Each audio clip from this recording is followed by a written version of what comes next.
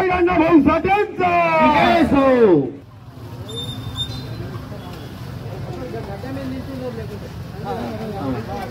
लोकशाही अण्णाभाऊ साठेंचा చిత్తూరు మండల head quarter లో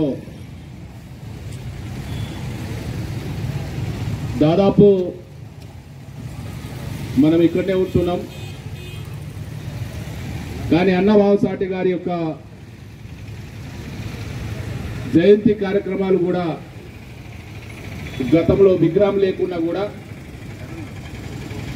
జెండా కార్యక్రమం చేసేసి జయంతి కార్యక్రమం చేసిన సందర్భాలు చూశాం. కానీ ఉట్టూరు మండల హెడ్ క్వార్టర్ లో అన్నభావు సాటి గారి యొక్క విగ్రహం ఉండాలి. ప్రతి సంవత్సరం జయంతి కార్యక్రమం విజయవంతం చేయాలనేది మరి అన్నభావు సాటి కమిటీ వారు కృషి ఫలితంగా ఈరోజు మనమందరం కూడా అన్నభావు సాటి విగ్రహానికి పూలమాల ఇస్తా ఉన్నాం. నిజంగా అన్నభావు సాటి గారి యొక్క చరిత్ర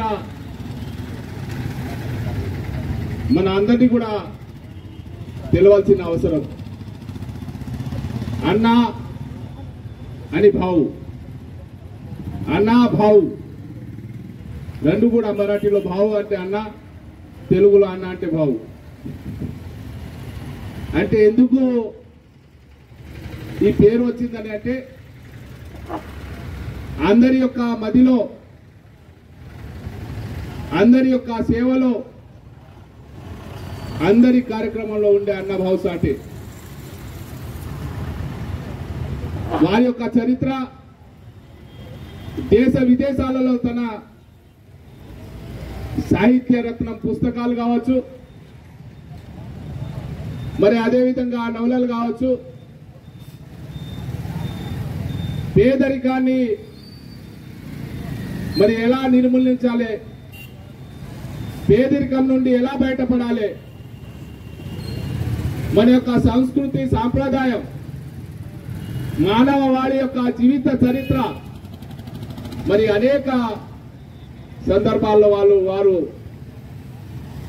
సాహిత్యంలో కావచ్చు, పాటలలో కావచ్చు, నవలలలో కావచ్చు మరి కృషి చేసిన మహనీయుడు అన్నభావు సాటే గారు. వారి పుస్తకాలు మరి అనేక దేశాలలో ఈ రోజు కూడా వారి పుస్తకం చరిత్రలో నిలిచిపోయిన రోజు.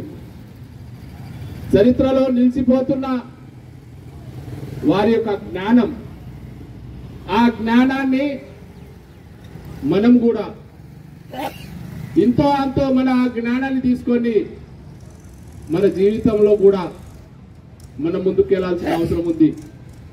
మరి ఇందాక పెద్దలందరూ కూడా చెప్పారు, అన్నభావు సాటి గారి యొక్క స్ఫూర్తిని తీసుకోవాలి, అన్నభావు సాటి గారి యొక్క కార్యక్రమాన్ని ముందుకు తీసుకెళ్లాలి. మనం ఎంతమంది వచ్చామనేది కాదు, వచ్చిన వాళ్ళే ఒక్కొక్కరు 1,00,000 మందితో సమానంగా మనం అనుకోవాలి. ఎందుకంటే గతంలో ఇక్కడ ఏదైతే కార్యక్రమం జరుపుకునేవారో కేవలం 4-5తో మరి కార్యక్రమాన్ని కూడా మొదలుపెట్టిన రోజు, మరి ఈ రోజు వందల మంది వచ్చేసి మరి నివాళులు అర్పిస్తూ ఏదైతే అన్నభావు సాటి గారి యొక్క జయంతి కార్యక్రమాన్ని విజయవంతం చేస్తా ఉన్నాం. ఎప్పుడు కూడా నిరాశపడద్దు, ఎప్పుడు కూడా ఎంతమంది వచ్చారనేది మరి ఆ సందర్భంలో మనమందరం కూడా నివాళులు అర్పించాలి. తప్పకుండా ప్రతి సంవత్సరం అన్నభావు సాటి గారి యొక్క జయంతి ఉత్సవ కార్యక్రమం ఘనంగా జరుపుకోవాలి. ఈ సందర్భంగా ఏదైతే ఉత్సవ కమిటీ ఉందో సార్ తప్పకుండా రావాలి, నివాళులు అర్పించాలనేది వారు చెప్పడం జరిగింది.